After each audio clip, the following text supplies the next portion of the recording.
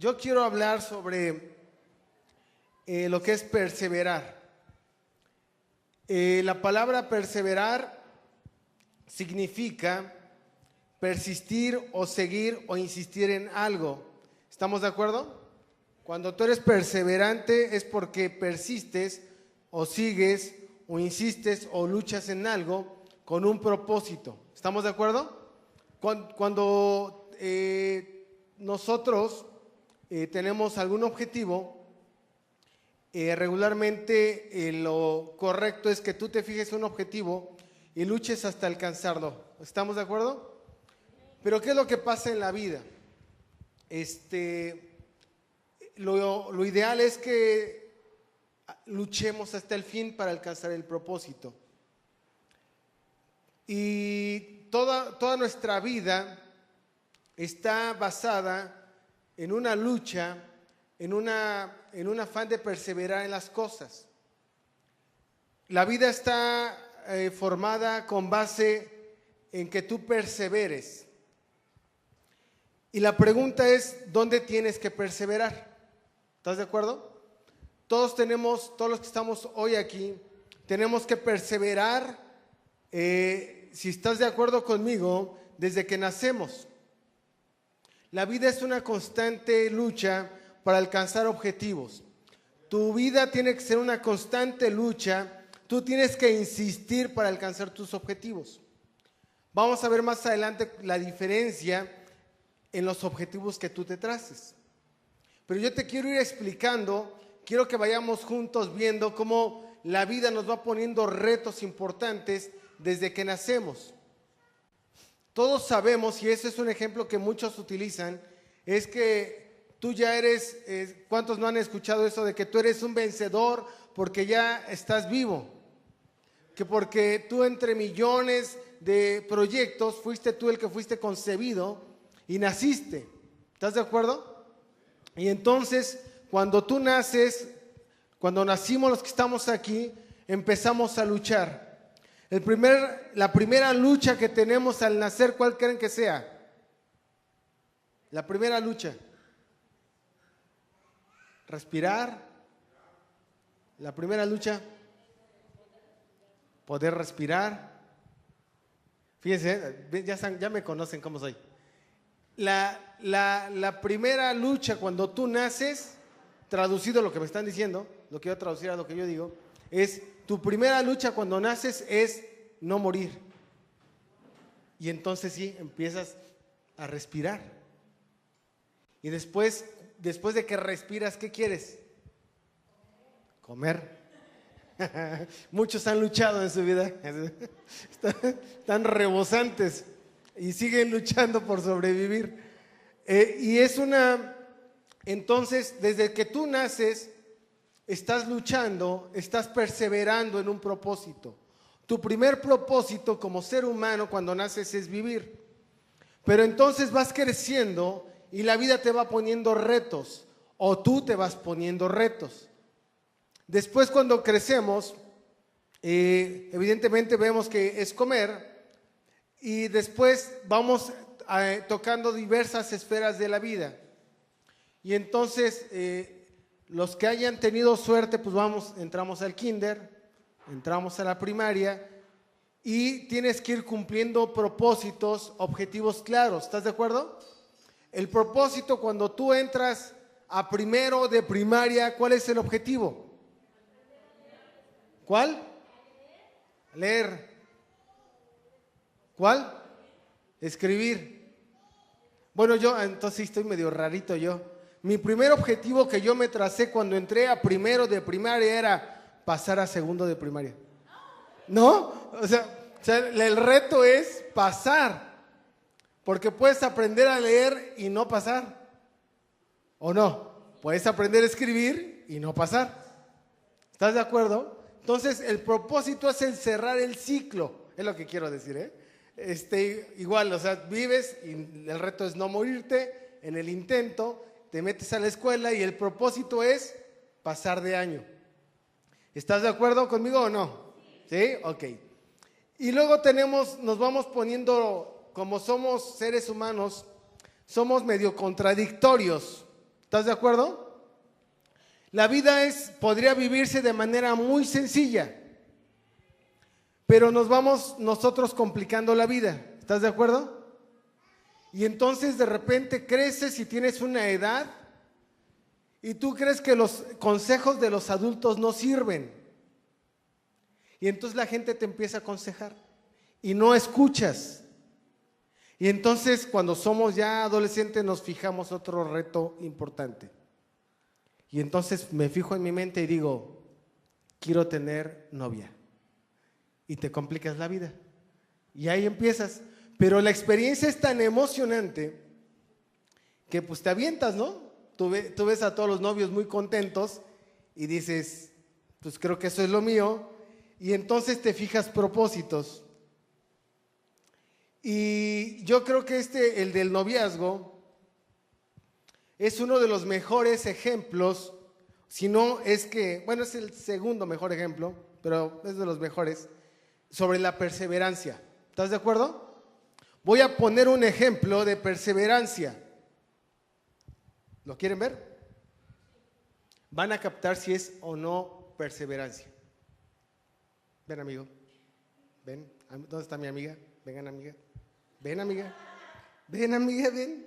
Vengan. Vengan aquí. Agárrense de la mano. Todos los que tenemos Facebook, hemos visto infinidad de fotos de los amigos viéndose así, viéndose así, se mandan cartitas. Y entonces él perseveró, insistió, ella se hizo del rogar, y entonces, pero perseveraron. Entonces todos dicen, yo quiero estar ahí. Y miren cómo siguen viéndose ahí medio raritos, pero gracias, perdón. Pero es un ejemplo de perseverancia. Cuando tú quieres ser el novio de alguien, entonces inicias toda una estrategia para alcanzar el objetivo. Y si no, que me digan que no es cierto. Entonces empiezas a idear en tu mente cuando eres novio, y entonces empiezan pues los detallitos, las miraditas, aunque no se sienten juntos. Empieza con el chocolatito, empieza la cartita, el mensaje ahora es moderno, por Facebook, le manda la señal, el otro responde, empiezan a tener atenciones, pásale tú primero, no tú, ¿cómo crees? No después de ti, me regalas una tacita de café, y no 2 de azúcar, y empiezan a darse todo ese tipo de atenciones.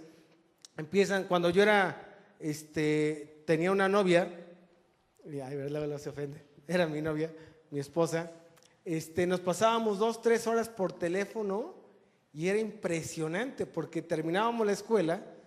Nosotros nos conocemos hace 22 años o 23, la conozco desde hace 23 y desde hace 23 años le hablo por teléfono todos los días. Pero antes era impresionante porque la conocí, la veía yo 5 o 6 horas en la escuela. Yo la llevaba a su casa, y típico, regresaba yo a mi casa y marcaba y decirle, ¿cómo estás? Y de ahí echábamos 2 horas platicando en el teléfono, y así fueron muchos años. Y entonces, pues teníamos un propósito, ¿no? Estar juntos, estar comunicados, ahora es diferente, ¿no? Yo hacía llamadas telefónicas, ahora creo que es Facebook, Twitter, y no sé qué tantas cosas salgan en estos tiempos, pero es tener ese contacto continuo, diario, y estás trabajando en ese propósito. Y entonces ese es uno de los mejores ejemplos de perseverancia, porque el anhelo del corazón de los novios es estar juntos. Y entonces hacen todo. Yo me acuerdo que yo vivía lejos y no me importaba que fueran las 11, 12 de la noche, que mi colonia fuera catalogada. Yo no lo sabía, pero hasta ahora que trabajo en esos temas, yo no sabía que mi colonia era de las más peligrosas de la ciudad y que tenía que atravesar por la colonia más peligrosa de la ciudad, en la delegación más peligrosa de la ciudad. Yo no lo sabía y lo hacía yo en las noches con el afán y la intención de estar con mi novia. Y no me importaba. Y entonces el gran propósito, el gran objetivo era que ella me dijera que sí. Y lo logré. Y aquí estoy. Y después pasamos a otro gran reto. ¿Cuál es el siguiente reto? ¿Cuál? Pero sin miedo. Es el matrimonio, ¿no? Y entonces yo creo, así como el noviazgo es el mejor ejemplo de perseverancia, de persistir en un objetivo, yo creo que el matrimonio es el mejor ejemplo de resistencia, de una perseverancia distinta. Y lo digo para todos los que son novios o quieren tener novio o novia. ¿Por qué? Porque cuando estás anhelando estar con alguien, es muy bonito porque para empezar no viven juntos, ¿no? Entonces se ven en los tiempos muy particulares, das tu mejor cara, das tu mejor intención, pero el punto, por eso les digo que nos gusta complicarnos la vida y entonces ya decidimos casarnos, ¿no? Y está bien, eso es correcto, eso es bueno. ¿Por qué es complicado estar casado? Porque entonces ya cuando estás casado, además de todo el amor que se profesan y todos los detalles que se deben de profesar, empiezan a haber elementos que hacen un poquito más complicada la convivencia. Los que hemos asistido a las bodas, todos han escuchado que dicen que se unen ¿hasta cuándo? Pero cuando yo escucho eso con desánimo, sé que son matrimonios, y cuando lo escucho con ánimo, es que son los novios. Entonces, dice hasta que la muerte los separe. ¿Y por qué son áreas difíciles? Fíjense qué chistoso se me hizo esto. Es complicado porque son dos personas, ya no eres tú, ya son dos personas perseverando en algo. Ya son dos personas que están tratando, traducido de otra manera, de imponer sus condiciones. Eso es lo que lo hace complicado. Entonces, esta Navidad, mi propósito es estar con mi mamá, y entonces la fiesta de Navidad es con mi mamá. Y tú haces todo para perseverar para que en Navidad estés con tu mamá. Pero resulta que tienes al lado alguien que quiere lo mismo. Y entonces esa perseverancia por querer estar con mi mamá, más la perseverancia de ella de querer estar con su mamá, pues entonces es ahí donde se empiezan a complicar las cosas, porque entonces la gente entonces ahí trata de imponer sus condiciones. Y lo que tendría que ser un acuerdo, lo que tendría que ser tomando el mejor ejemplo que es el del noviazgo, el de tu mamá o mi mamá, pues tu mamá. O sea, y con tal de estar cerca, pues es tu mamá. Mi casa o tu casa, pues tu casa, ¿no? O sea, el cine o el teatro, lo que tú quieras, el parque o el helado o la torta, lo que tú escojas. Pero cuando ya estás casado, no, yo como torta. Oye, pero nos hace daño, mejor un heladito en la plaza. No, pues vamos a comer una torta acá de suadero oye, espérate, no, pero eso a lo mejor te hace daño. Y entonces empiezas a hacer la vida un poquito más complicada. Después tenemos otro ejemplo en el cual como seres humanos tenemos que, por ejemplo, yo que soy papá, que tenemos que ser muy perseverantes. Cuando Dios nos bendijo con un hijo, con una hija, que fue el caso, yo le di gracias a Dios porque yo dije, pero yo le hice así de que vientos, es niña.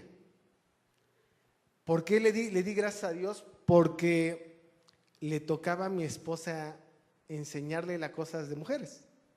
Yo dije, si es niño, ¿cómo le voy a explicar lo de la abeja, lo de el polen, no, dije no.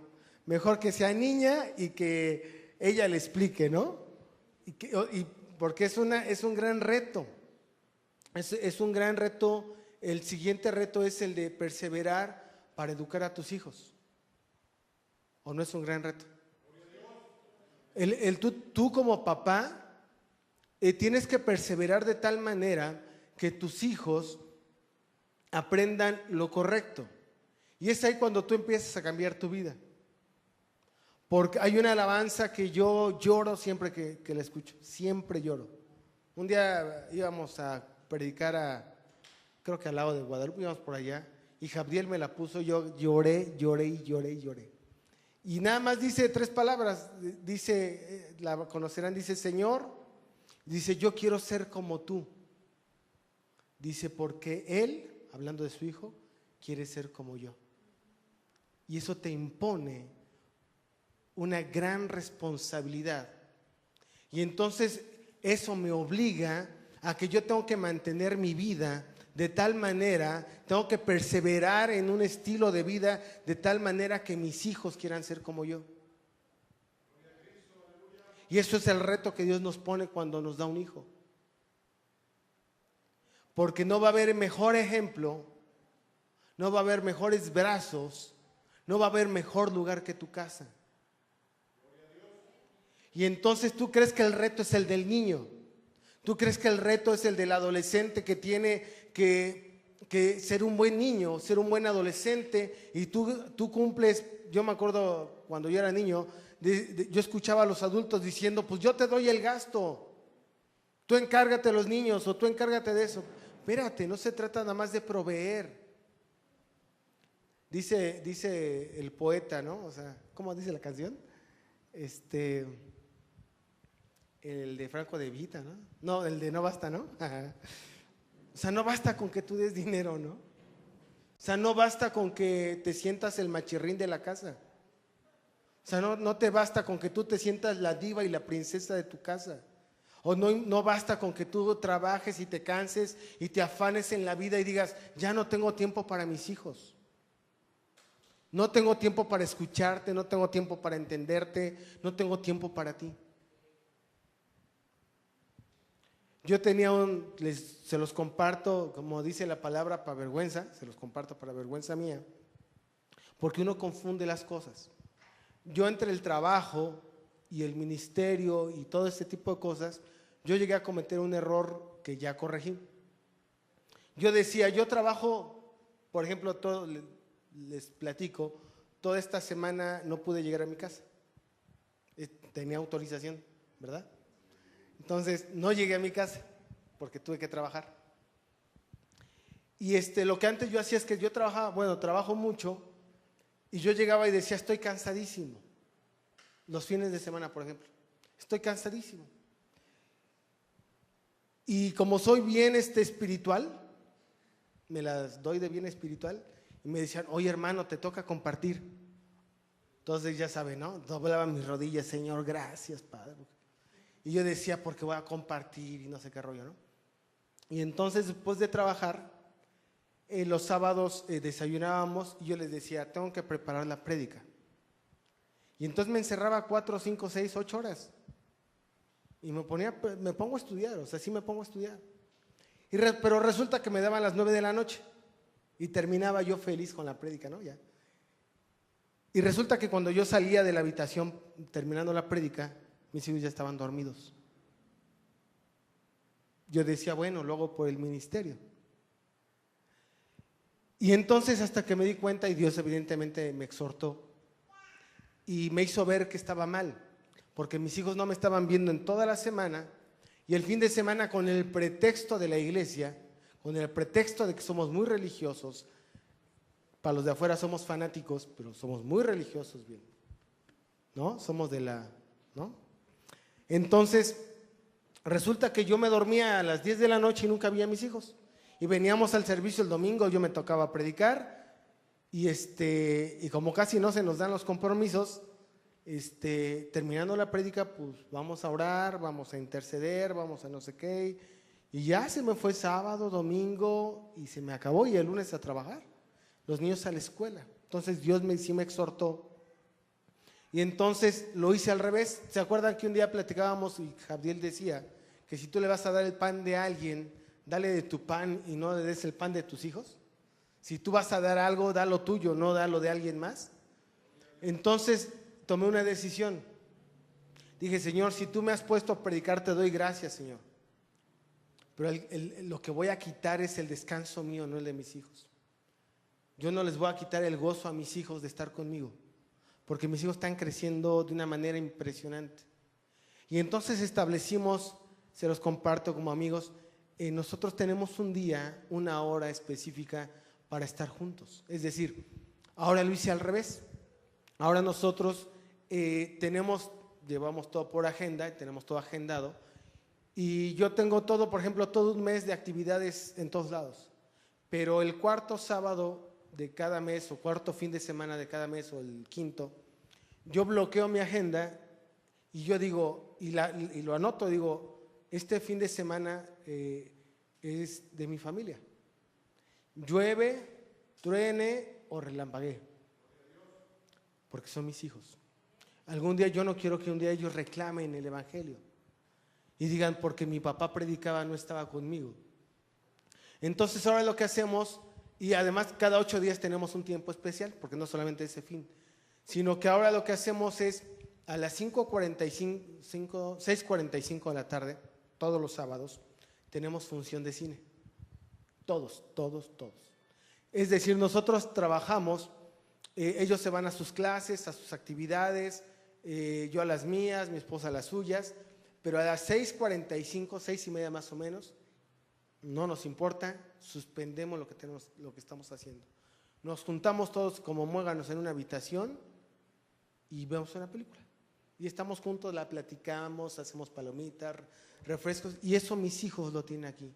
Y entonces yo tengo que perseverar para estar con ellos. Y compromisos tengo muchísimos, pero la responsabilidad es mía. Y entonces, ¿cuál es el gran propósito que yo tengo como papá? Y yo no sé si los que son papás la compartan, pero yo creo, ahorita haciendo las notas, ¿cuál es uno de los objetivos como padre con mis hijos? Yo tengo un par de objetivos. El primero, evidentemente, bueno, son 3. El más importante es llevarlos a los pies de Cristo. Es mi propósito en la vida, no hay otro. Ese propósito de llevarlos a los pies de Cristo es con base en el ejemplo, no con base en las prédicas, no con base en los sermones, sino con el ejemplo. Eso va a llevar y les va a resolver otras 2 cosas de su vida. Cuando ellos vayan a los pies de Cristo porque me ven a los pies de Cristo a mí, entonces ellos van a poder tener una buena educación.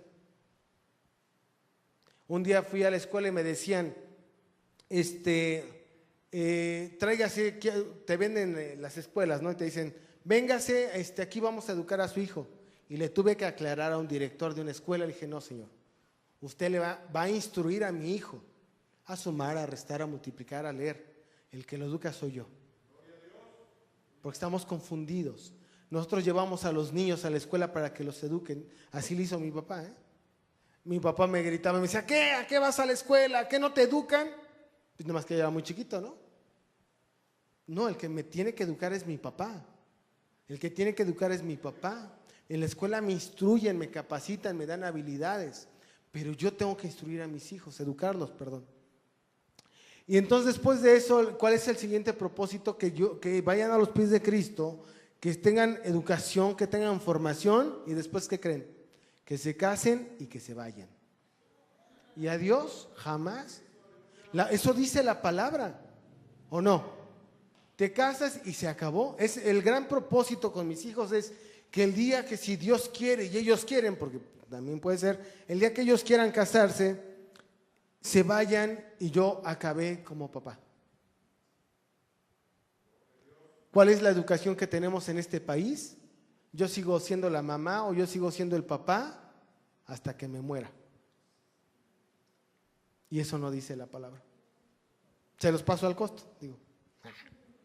Cuando somos viejitos, para aquellos que ya tienen una vejez, ¿cuál creen que sea el propósito? Muchos viejitos, muchos ancianos, mucha gente mayor cree que no tiene propósitos. ¿Cuál es el propósito de alguien que es mayor? A ver.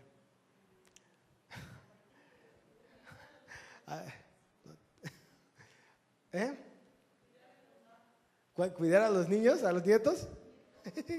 A ver, pase al frente. No, no es cierto. No es cierto. No, ahorita le digo. Fíjense. ¿Cuál? ¿Otro? No se me queden. No, espérame, tú no. No, espérate. Ya le diste la idea. ¿Cuál es el propósito de las mujeres o de los hombres mayores? Ustedes están jóvenes, pero ¿cuál es o sea, ¿qué dice la palabra? ¿Qué es eso, no? Va de nuevo. ¿Cuál es el propósito de la gente mayor? Es aconsejar. Fíjense que es un concepto que nosotros, los occidentales, no tenemos. Si tú te vas a países orientales, a los ancianos los veneran. Porque son el símbolo, y yo lo veo, que ya pasé los 25 años, yo ya lo veo, ya que soy un poquito mayor. Veo que la experiencia, el cúmulo de experiencias, te hace más sensato, te hace sabio, teóricamente, pero bueno, porque hay una frase que, bueno, ahorita les digo, pero el objetivo de la gente mayor es instruir a los jóvenes, pero eso no, si tú no lees la palabra, no escudriñas la palabra, no sabes cuál es tu propósito. El propósito lo vas a encontrar en la palabra. Si ustedes, les decía, si van a un pueblo oriental, el viejito está sentado y la gente se acerca. ¿O no? ¿Y aquí qué pasa? ¿Qué hacemos con nuestros viejitos? Y tenemos la osadía de decirle a los viejitos, tú no sabes. Es que es que estos son tiempos diferentes. Eres de otra época. Estás chocheando. Estás fuera de onda. ¿Qué más? Eres anticuado. Son otros tiempos. No sabes vivir. Tú no viviste. Es que tú no viviste. Y entonces todo el cúmulo de sabiduría lo hacemos a un lado. Y entonces cuando una gente mayor se la cree así, pierde su propósito. Y entonces vas a ver a gente mayor sin propósito, sin una meta en su mente. Y entonces se reduce, como dice usted, se reduce a cuidar a los nietos. Y no, sí, bueno, sí es parte importante, porque ¿quién le va a enseñar a esos bebés un ejemplo de palabra? Si tú estás en Cristo y tienes la oportunidad de tener nietos cerca de ti, pues qué mejor ejemplo de bondad, de amor, de perseverancia, de oración y de confianza en Dios que tú. Pero si tienes un nieto, se acerca, abuelita, ¿cómo estás? Sobreviviendo. ¿Cómo ves el día hoy, abuelita? Fatal. Será el peor día de mi vida. ¿Eso estás enseñando o no? Oye, mi mamá me pegó. Y mujer insensata. En lugar de que le digas, sujétate a tu mamá, porque es bueno para tu vida. Y perdemos el propósito y perdemos el objetivo. Ya no estamos, cuando los hijos se casan, ya no estamos con el propósito de educar a los que ya están casados, pero sí darles un consejo. Hay una parte de la Biblia que a mí me encanta, que hizo Dios con nosotros. Para aquellos que ya no tienen iba a decir jurisdicción, pero eso no. Los que no tienen influencia sobre los que no tienen autoridad ya sobre sus hijos casados. La palabra dice, yo pongo delante de ti, así lo dijo Dios y está en la palabra, yo pongo delante de ti la vida y la muerte. Y dice Dios, así lo dice, yo te sugiero que escojas la vida para que no mueras. Yo te sugiero. Si tú te quieres aventar al despeñadero, ¿de quién es responsabilidad? Tuya. Es tuya. Yo te sugiero, pero te lo tengo que sugerir no solamente de palabra, te lo tengo que sugerir con mi vida. Yo te sugiero que vivas esta vida, porque si vives una vida distinta, entonces te llevo yo afuera y te llevo a ver a la gente que no conoce de Dios. Y vas a ver qué tipo de problemas tiene la gente que no conoce de Dios, que no ha perseverado en una vida correcta, digna. Por muchas razones, porque no conocen la palabra, porque no hubo quien les predicara, o lo peor, que conociendo el evangelio, de todos modos se salen. Que eso sí es grave. Ahorita lo vamos a ver adelante.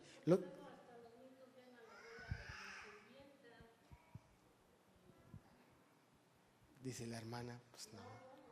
Pues no, no, por eso dice, no, pues no. No, claro, o sea, entonces ya la abuela se convierte en niñera, se convierte, dice la hermanita, en sirvienta, se convierte en cuidadora de niños en las noches cuando tengo fiesta, o sea, se convierte en muchas cosas menos en alguien sabio que pueda dar consejos. Pero la palabra dice que perseveremos en lo bueno. Yo te pregunto, en Cristo, ya hablando de Cristo, ¿en qué tienes que perseverar? Y ahorita vamos a ver, ¿en qué tienes que perseverar? A ver, los que son cristianos, levanten la mano. Levanten las manos a los cristianos. Pues la mayoría, gloria a Dios.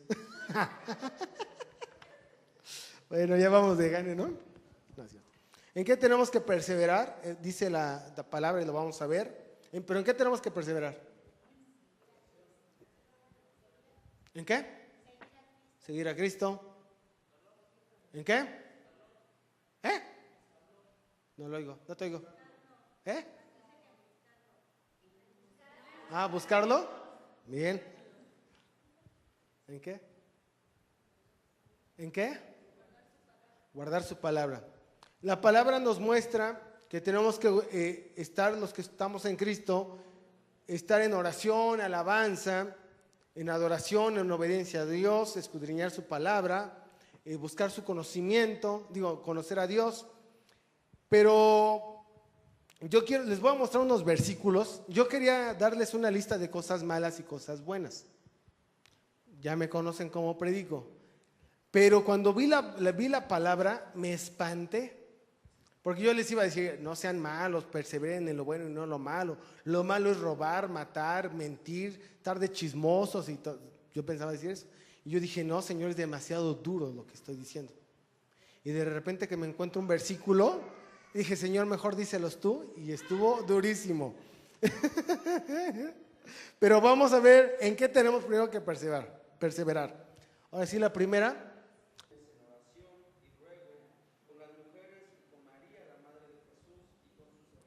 Gracias, hermanito. ¿Perseverar en qué? En oración y ruego. Vámonos rápido. Hechos 2:42. ¿Quién lo trae? ¿En qué perseveraban? ¿Qué es la doctrina? No, ¿qué es la doctrina? La doctrina es la enseñanza, es la palabra, la enseñanza de la palabra. ¿Estás de acuerdo? ¿Sí me capichan la diferencia? La doctrina es la enseñanza de la palabra. En el 46 dice, y alabando a Dios y teniendo favor con todo el pueblo, ¿estamos de acuerdo? ¿Dice eso? Dice que estaban todo el tiempo alabando a Dios. En el 43 lo tenemos atrás. ¿Sí está el 43? Sí. Lean el 43, ¿qué dice?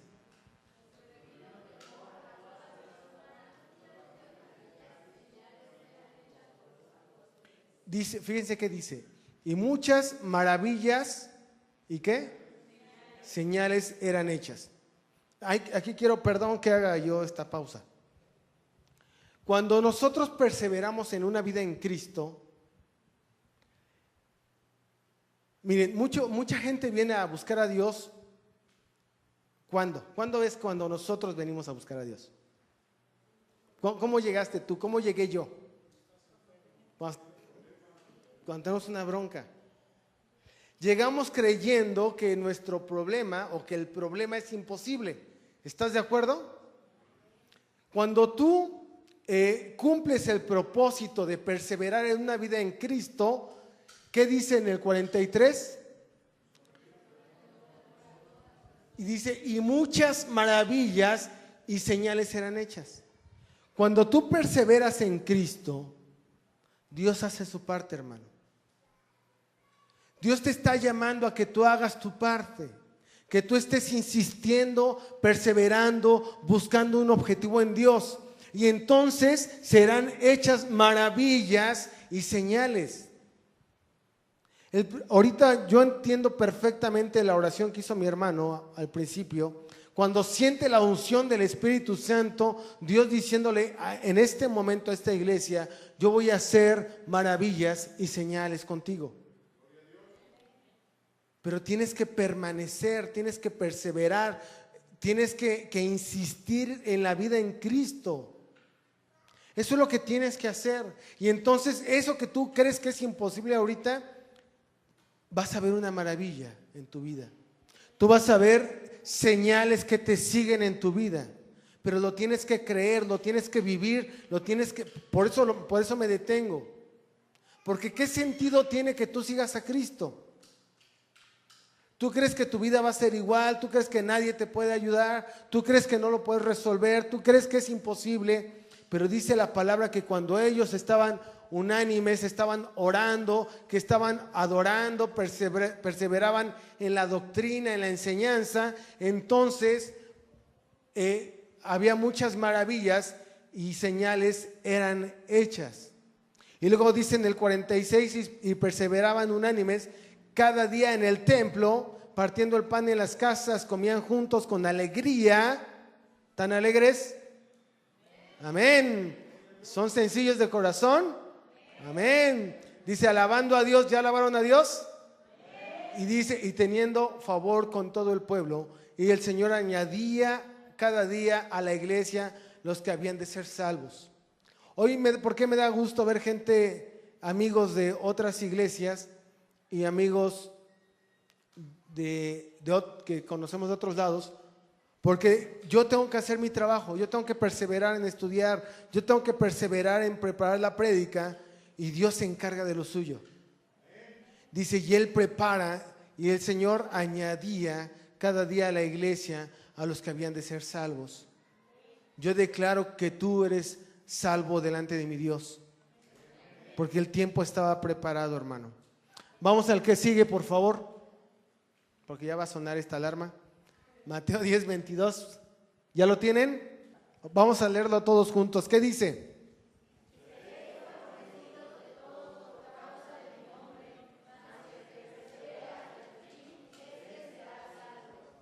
A ver, un aviso que todos saben. En el momento en que tú empiezas a seguir a Dios, vas a... Híjole. Perdón, suspendo la clase, nos vemos mañana. No es cierto. Ahí se los platico dentro de 8. No es cierto. ¿Le sigo? Sí, amén. Amén. Gracias a Dios. Ya es para saber. Cuando tú buscas a Cristo, ¿quiénes son los primeros que te rechazan? Los parientes, decía Jadiel. No, hermana, no. Bueno, sí. No, también tu familia. Te pueden rechazar tus familiares. ¿Quiénes son tu familia? Porque, a ver, perdón para los que no entiendan el chiste local. Veíamos la prédica pasada que una es tu familia y otros son tus parientes. ¿Quiénes son tu familia? Tu esposa, tus hijos. Los demás, los que están fuera de ese círculo, son tus parientes. Ok, cuando tú recibes a Cristo, decían, por eso el chiste es, ¿quién te rechaza? Y todos dijeron, tus parientes. Tu familia no, tus parientes no, también tu familia. ¿Cuántos no son, que han recibido a Cristo, no son rechazados por su esposo, por su esposa, por sus hijos? Muchísimos. Y después de ahí el círculo se hace más grande y te puede rechazar la familia o algo más feo, todo es feo, te rechazan en tu trabajo, porque entonces tú te comportas de una manera distinta, perseverando en tu vida en Cristo, y entonces ya eres el raro, ya eres el que no chupa ahí en la fiesta, no eres el que tranza, entonces ya no te invitan, y entonces te empiezan a aislar. Y dice, y seréis aborrecidos, ¿qué dice? De todos, ¿por causa de qué? Pero Dios te dice, hermano, persevera. No te desanimes porque la gente ya no te hable. Que te digan aleluya, que te digan fanático, que te digan santurrón, todo eso, que no te afecte, hermano. Vamos a ver qué es lo que tenemos que hacer. ¿En qué tenemos que perseverar? Colosenses 4:1-6. Fíjense cómo empieza, Fíjense, vamos a hacer qué. Sigan.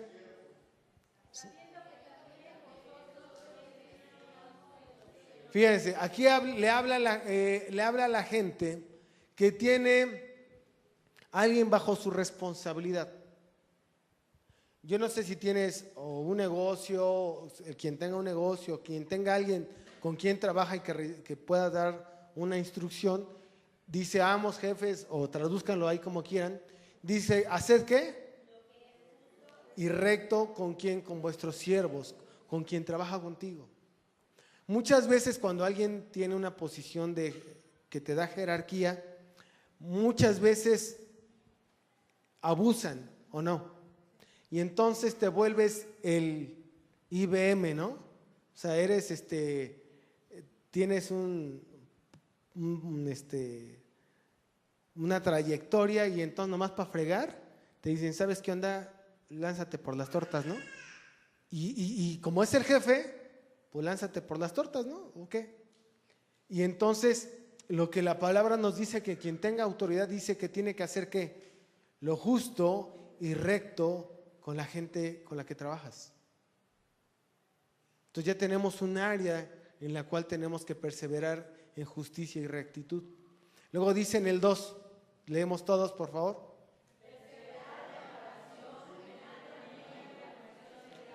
Hasta ahí. Dice, tenemos que perseverar, ya lo veíamos en la oración que ya lo habíamos dicho, velando en ella con toda acción de gracias. El 3.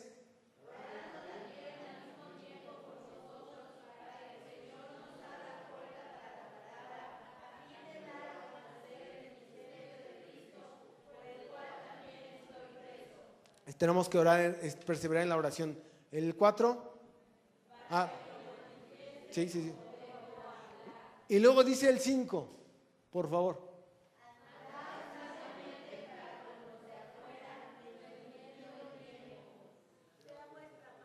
Sí.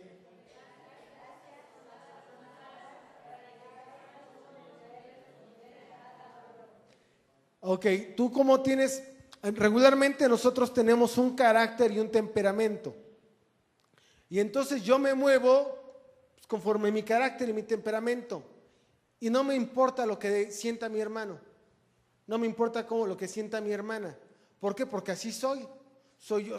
Yo, por ejemplo, soy un hombre de carácter durísimo, ¿no? Siempre ando así como que no me voltees a ver, ¿no? O sea, y bendiciones, hermano, bendiciones, ¿no? Inexpresivo, ¿no? O sea, como que, porque yo es mi carácter, o sea, y la palabra es clara. Cuando tú te vuelves a Cristo, tienes que dejar tu hombre pasado. O si eres una persona que se deprime, hola hermano, Dios te ama, a ti también, ¿no? O sea, o Dios te ama y ¿seguro? Sí, seguro que sí te ama. Pero entonces cuando tú tienes a Cristo y conoces a Cristo, oras, alabas, ayunas, conoces a Dios, dice la palabra, te impone una línea que tienes que andar ¿cómo? Sabiamente. Si yo, por ejemplo, yo siempre bromeo, o sea, tengo iba a decir defecto, no, tengo esa gracia, ¿no? Siempre ando bromeando. Pero si sé que a mi hermana le afectan mis bromas, el que tiene que ser sabio soy yo. O sea, si yo veo que le afecta, pues entonces con todo respeto, con toda amabilidad. Y si veo que a mi hermana le gusta cotorrear conmigo, pues cotorreo con la hermana y todo el rollo, ¿no? Pero tengo que andar sabiamente. Si yo asisto a una iglesia, como la vez pasada me invitaron a una iglesia a predicar, y es una iglesia que trae muy ajustados sus tiempos, pues tengo que andar sabiamente, no porque yo sea un predicador internacional, voy a extenderme 4 horas y quiero que todos me escuchen. No, hermano, ¿cuánto tiempo tengo? O sea, eso es andar sabiamente, porque entonces si yo ando sabiamente, ¿qué es lo que permite eso? primero voy a tener una actitud correcta con respecto, dice, con los de afuera. ¿Quiénes son los de afuera? Los que no conocen de Cristo. Y entonces, si yo tengo la actitud equilibrada y ando sabiamente con los de afuera, entonces primero voy a hacer algo. Primero dice la palabra redimir el tiempo. ¿Qué es redimir? ¿Qué es redimir? No, ¿qué es redimir? ¿Qué es redimir? No. ¿Qué es redimir? Hermana, la de acá. ¿Qué es redimir? Redimir es rescatar el tiempo. Es rescatar. Por eso es importante que estemos revisando la palabra, la escudriñemos. Por eso son importantes las clases dominicales. Porque tenemos que entender la palabra. Dice, andando sabiamente para con los de afuera, redimiendo el tiempo. Traducción, no te juntes con los de afuera en cosas vanas. Redime ese tiempo, aprovecha ese tiempo. Y si tienes por alguna razón que estar ahí haciendo, pues comparte, predica, da testimonio, aunque no cites un solo texto bíblico, da testimonio de vida. Redime el tiempo, apresúrate, anda sabiamente. Pero si te vas con los de afuera y te pones a cotorrear en el mismo tono y te pones al mismo nivel, pues ya perdimos el tiempo, ¿o no? Luego, ¿qué dice? Sea vuestra palabra siempre ¿cómo? Con gracia. ¿Cómo más? Sazonada con sal. Luego,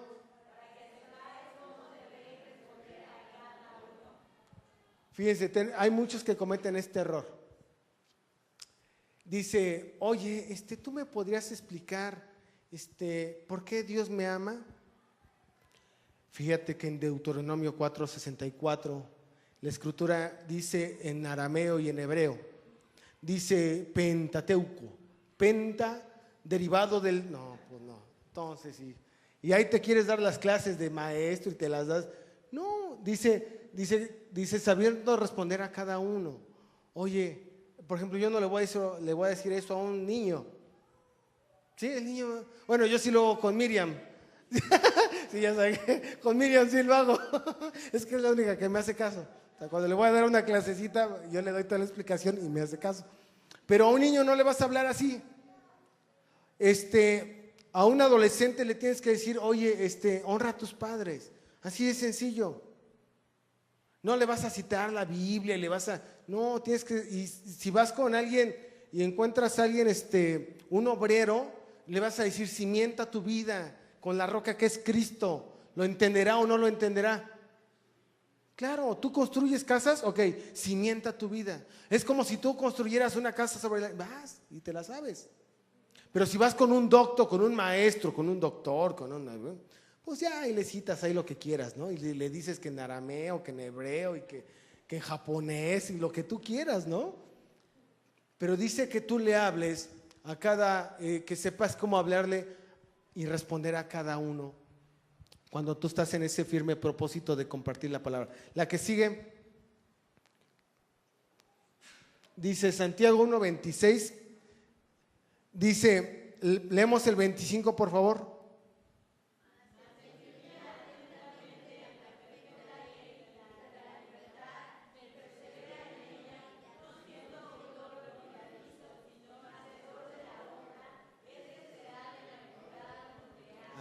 Hasta ahí, dice, va de nuevo, dice, yo lo leo solo. Escuche nada más, mas el que mira atentamente en la perfecta ley, ¿cuál ley? La de la libertad, y persevera en ella. Si eres perseverante en la palabra, es la traducción, no siendo oidor olvidadizo. Todo lo que estamos aprendiendo hoy, hermanos, no es para que se te olvide, para que dentro de 8 días que yo te pregunte qué vimos hoy, se te olvide. Es para que no siendo oidor olvidadizo, sino que hacedor de la obra, dice, será en lo que hace. Va de nuevo, esta última parte. Todos juntos, será bienaventurado en lo que hace. Ahora les pido que todos juntos digan, seré bienaventurado. ¿Por qué, hermanos?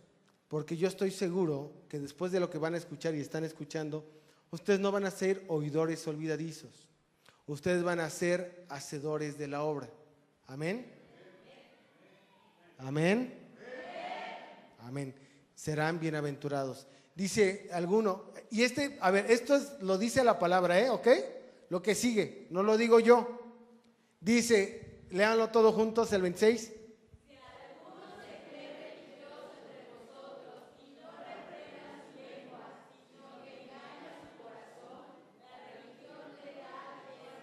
La que sigue.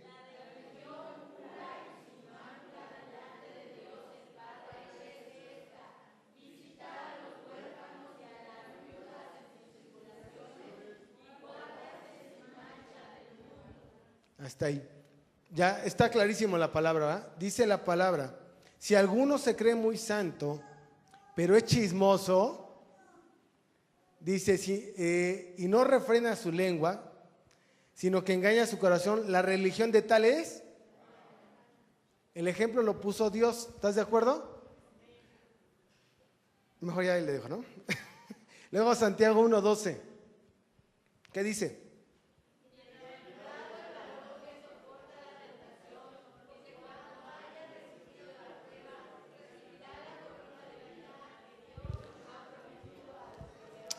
Amén. Los varones, estas preguntas, bueno, sí, también, quien la quiera contestar. ¿Cuáles son las diversas tipos de tentaciones que reciben los varones? A ver, empiezo por acá. No, por acá, para que vayan pensando. ¿Qué tentaciones reciben los varones? La fiesta, bien. No, espérenme, ya. ¿Cuál? Ganancias deshonestas, bien. Dinero, bien. Drogas, mujeres, rock and roll, dice el hermano. No. ¿Cuál? Mujeres. Sí, el poder, exacto. Ok. Dice que los hombres, los varones, soportamos muchas tentaciones. Más bien, hay muchas tentaciones para los varones. Igual que para las mujeres, ¿no? Una tentación para una mujer, ¿cuál es? Ya lo vimos. Las compras. Las compras. Sí, bueno, gastar irrefrenable. Regularmente se caracteriza cuando quieres bromear con una mujer, pues que son chismosas y todo el rollo, ¿no? ¿Cuál otra para las mujeres? La vanidad, ¿qué más? El maquillaje, que es... ¿Nada más? Ay, sí, ¿no? ¿Ya acabaron? Son metiches, chismosas. Pero bueno, dice, hablando de los varones, a ver, quiero que todos los varones se pongan de pie, nomás los puros hombres, Varones, de pie todos. Varones, de pie. Y lo vamos a leer, dice Santiago 1:12, leemos por favor a 1, 2, 3.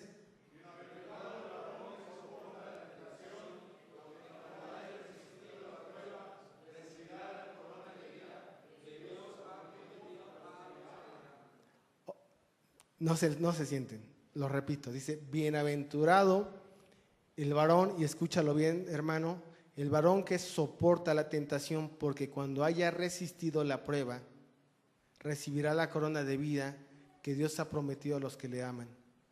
Y entonces todos los varones quiero por favor que digan, bienaventurado soy. Amén, porque he resistido la tentación. Amén, hermanos. Siéntense, hermanitos. Amén. Tenemos en la vida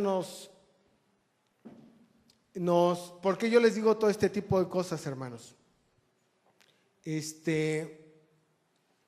Los ejemplos que nos da la palabra son muy fuertes, porque regularmente, yo nomás les voy a dar una lista. Segunda de Timoteo, quiero que vean qué tipo de cosas. Era la primera, segunda de Timoteo.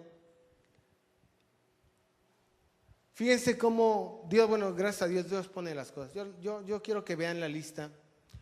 Escuchamos todo lo que yo estoy compartiendo con ustedes, pues sí se les hace broma y todo el rollo y es gracioso y lo que quieran. Pero de verdad que la palabra,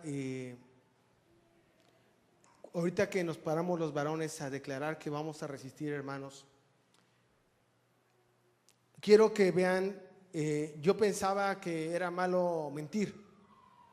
Yo les quería poner sus ejemplos, que era malo robar, que era malo murmurar, eran los ejemplos que yo traía. Yo decía, le voy a decir a la gente que eso es malo, que es malo la incredulidad. Y era lo que yo iba a decir y tan. Pero después aquí en 2 de Timoteo, yo creo que la palabra es mucho más clara. Quiero que la leamos todos juntos. Ya está ahí, dice, mejor nomás vayan la siguiente porque está muy larga. Yo se las leo y ustedes me dicen qué tan difícil van a estar estos tiempos y por qué tenemos que perseverar en la alabanza, en la adoración.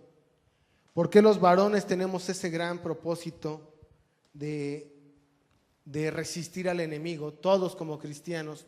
¿Por qué te dije que tienes que alabar a Dios? ¿Por qué te digo que tú tienes que resistir al enemigo, hermano? Esto evidentemente ya no es gracioso, pero yo les voy a leer la palabra porque dice, y váyanme siguiendo y lo vamos a decir con calma, véanlo, y yo se los digo, también debes de saber esto, que en los postreros días, o sea en estos tiempos, vendrán tiempos peligrosos, porque habrá hombres, ¿cómo dice? Amadores de sí mismos, avaros, vanagloriosos, soberbios, blasfemos, desobedientes a los padres, ingratos, impíos, sin afecto natural, implacables, calumniadores, intemperantes, crueles, aborrecedores de lo bueno, traidores, impetuosos, infatuados, amadores de los deleites más que de Dios, que tendrán apariencia de piedad, pero negarán la eficacia de ella. Dice la palabra, a estos evita. Hermano, yo y te muestro mis notas, yo tenía aquí nomás robar, mentir y todo el rollo. Pero esta es la lista de lo que dice la palabra. Y lo están viendo. Y cuando tú ves la palabra y dice que habrá tiempos, que habrá gente que se ame a sí mismo más que a Dios,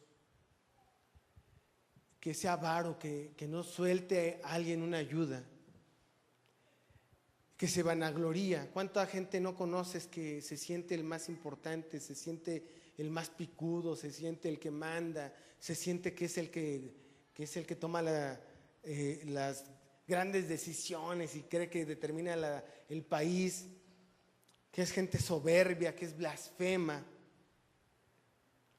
que son ingratos, que son impíos, que no tienen afecto para con la gente porque se sienten lo máximo, que son crueles? ¿Cuántos no hemos visto que lastiman a los animales, que los patean, los golpean, crueldad con los niños, con los ancianos, con los discapacitados? Cuando aborrecen lo bueno, cuando hay traidores, cuando tú le das la confianza a alguien y te traicionan. Y entonces crees que en la vida ya no puedes volver a confiar en nadie, que no te puedes volver a casar, que no puedes volver a tener hijos, que no puedes volver a confiar en nadie que le prestas dinero.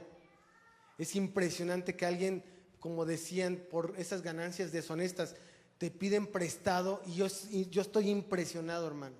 Yo estoy impresionado. Le prestas a alguien y dices, bueno, pues no creo que se cambie de casa para no pagar. Estoy impresionado. Se cambie de trabajo, ¿no? ¿No? O sea, es una traición. Los que dice la palabra, los que son amadores de los deleites. Va de nuevo, aguas. Son amadores, así lo dice, yo no lo estoy diciendo. Amadores de los deleites más que de Dios. Por sentirte bien tú, por tener una satisfacción tú, dejas de lado lo que Dios te está instruyendo.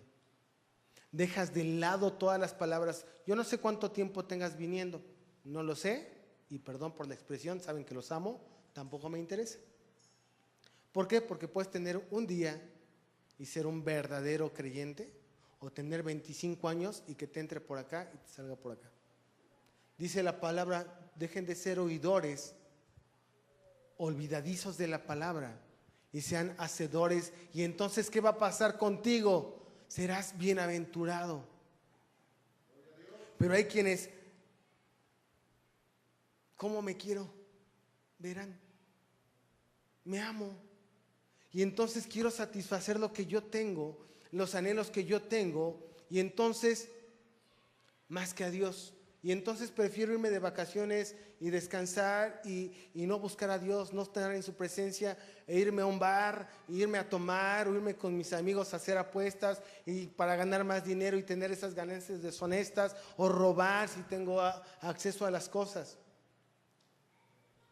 O prefiero mantener mi carácter, mi postura, mi soberbia, más que amar a Dios y doblar mis rodillas y decirle a Dios, perdóname. ¿Qué tengo que hacer? ¿Orar? Oro. ¿Qué tengo que hacer? ¿Amar a mi esposa? Amo a mi esposa. ¿Tengo que amar y respetar a mi marido? Pues lo tengo que hacer por amor a ti, no por amor al tipo ni a la tipa. Lo hago por ti. Tengo que instruir a mis hijos. Señor, lo hago porque tú me lo diste. Tengo que darle consejo a mi nuera, pues a ella le tienes que dar consejo. Tienes que ser ejemplo para tu yerno, pues tienes que ser ejemplo para tu yerno.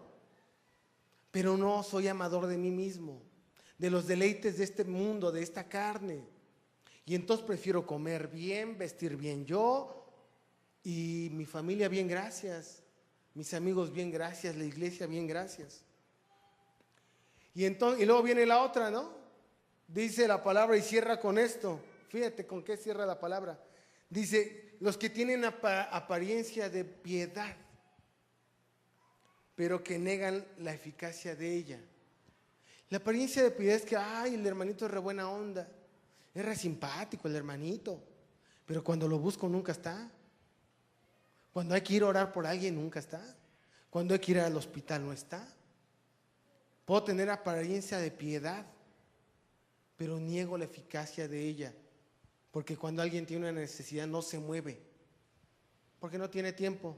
Porque tiene cosas que hacer, tiene un negocio que atender, tiene un trabajo que atender. Y lo más grueso es la sentencia que dice la palabra. A esos, evita. Uy, eres un cortado, mocho, santurrón. ¿Cuál es el problema que tú te juntes con alguien así? Y enseño la lista. ¿Cuál es el problema? Te puedes volver igual. Te puedes volver igual. Porque es más fácil que se te pegue lo bueno a que ellos vengan y se congreguen. Salvo que tú logres que vengan y se congreguen, ¿verdad? Pero vamos al versículo que seguía. Pero lo más importante, hermanos, ¿por qué esta palabra y por qué si Dios la acomodó así, gloria a Dios? Quiero que vean la última parte. Vamos a 2 de Timoteo 3:14. Dice, pero fíjate, hermano, hasta parece clase de ahí de preparada. ¿Qué dice?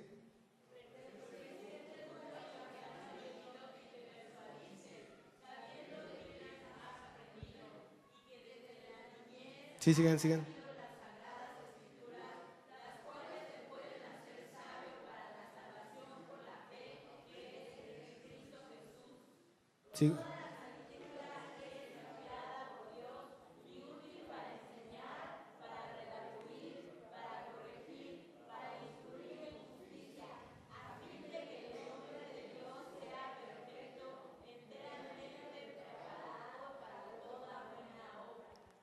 Va de nuevo, dice, yo no, ya no lo lean, dice, empieza diciendo, y te lo digo yo también en amor, hermano, pero persiste tú en lo que has aprendido hoy, sabiendo que has aprendido que desde la niñez has sido sabio en las Sagradas Escrituras, y te dice la palabra, las cuales te pueden hacer ¿qué? Sabio. Y yo quiero que tomen toda esta palabra que Dios puso hoy para nosotros, que la tomen de verdad y que persistan en lo que han aprendido hoy, porque si algo les molestó, si algo les pegó, si algo Dios les habló, yo le doy gracias a Dios porque dice el 16 que toda la Escritura es inspirada por Dios y es útil para enseñar, para redarguir tu corazón, hermano, para corregir si hay algo que corregir y para instruir en justicia, a fin que el hombre de Dios sea perfecto, enteramente ¿qué? Preparado para toda buena obra, hermano. Seguimos el versículo que sigue. La palabra dice que la vida en Cristo es una carrera, hermanos. Yo te hablaba de que perseveramos y te ponía ejemplos de quienes perseveran. Y vamos a ver en este último versículo cómo hace Dios la diferencia entre, quiero que me pongan atención en esto todos. Con este versículo yo quiero que veas la diferencia de lo que puede ser tu vida en el mundo o de lo que es tu vida en Dios. Yo te decía que nosotros perseveramos, luchamos en la vida siempre, desde que nacemos hasta que Dios nos llame a su presencia. Tú tienes 2 carriles en la vida, no hay más de 2 carriles. En la competencia hay 2. Una que es sin Cristo y la otra que es con Cristo. Nos guste o no nos guste, no hay más de 2. Tú puedes correr en el carril de la vida sin Cristo, ya te irás. O puedes decidir esforzarte, ser valiente y correr con Cristo. Y entonces te va a aplicar este versículo. ¿Qué dice?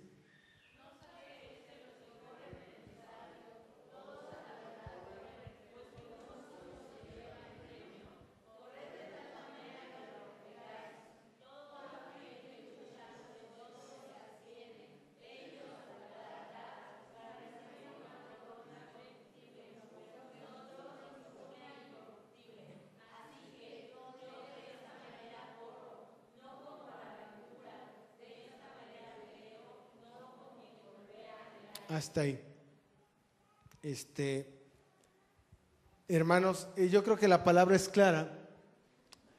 Cuando tú corres por la vida, tú estás corriendo por una corona corruptible, hermano. En la vida, sin Dios. Cuando tú corres en la vida, ¿por qué corres?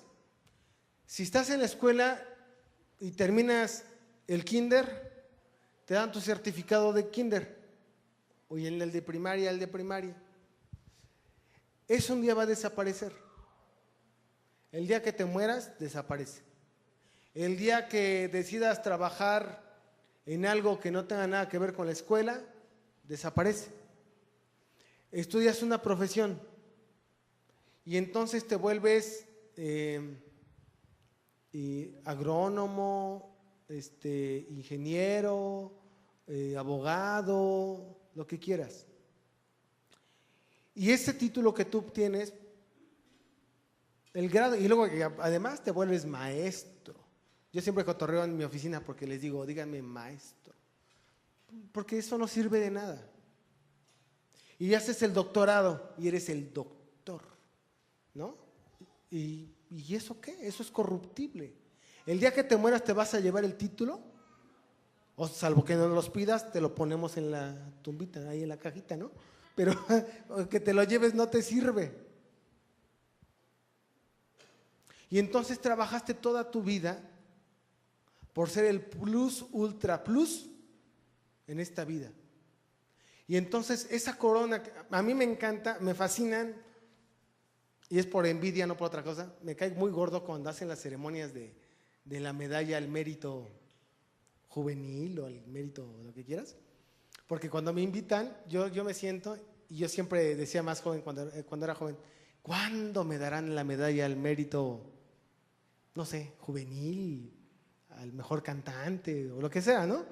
Y tú dices, no, y vas aprendiendo en la vida, por eso la experiencia es buena, y entonces empiezas a ir a una reunión, a otra, y te das cuenta, pues que en las reuniones son los mismos, y todos son cuates, y entre ellos se dan las medallas, y que tú para acceder a eso, pues primero tienes que ser millonario, influyente, o el hijo de alguien, ¿no? Y dices, no, pues no, bueno, y dices, entonces cuando ves que eso, llegan y, yo conozco, tengo muchos amigos, y está lleno de medallas, títulos, condecoraciones, grados.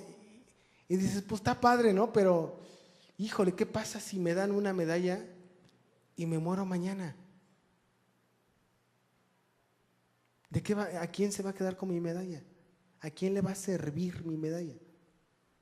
Y para yo obtener una medalla me la tengo que pasar 8 horas en la escuela, 3 horas en la academia, 2 horas en los grupos sociales, 5 horas los sábados tomando café con gente que luego es medio aburrida, hablando de cosas vanas. Cuando Dios te dice, sígueme y la corona que yo te voy a dar es de vida, incorruptible, y pondré tu nombre en el libro de la vida. Y esa es eterna, hermanos. ¿De qué te sirve tener casa? ¿De qué te sirve tener coche? ¿De qué te sirve lo que quieras si no tienes a Dios en tu corazón? Así de sencillo.